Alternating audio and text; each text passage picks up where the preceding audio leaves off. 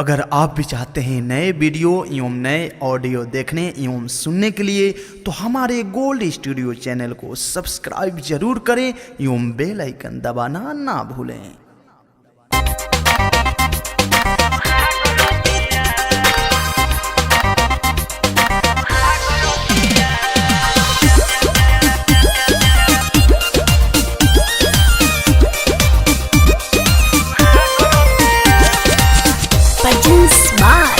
Gold studio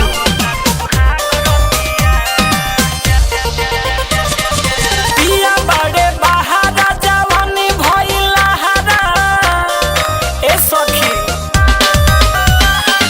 पिया बड़े बहारा जवानी भइला हरा तबरो जहिलेला पलंग पटिया बुझे नाही बतिया दबावे रोज छतिया देवरे मनावता सुहाग रतिया बुझे नहीं बतिया दबावे रोज छतिया देवरे मनावता सुहाग रतिया।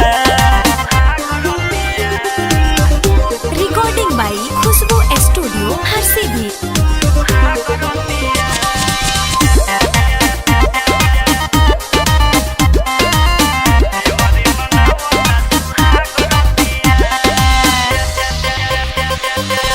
ऊपरा से नीचा वाले कोई देला सुन हो कहवा से सीखल बा ओइसन गुण हो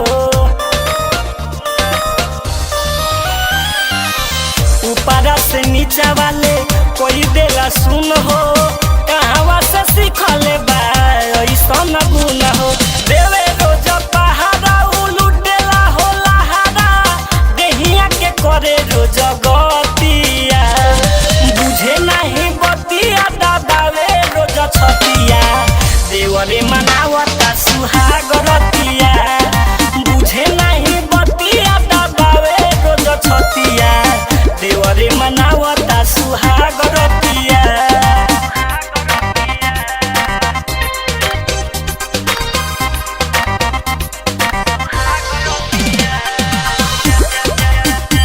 recording by Khushboo studio Harsiddhi.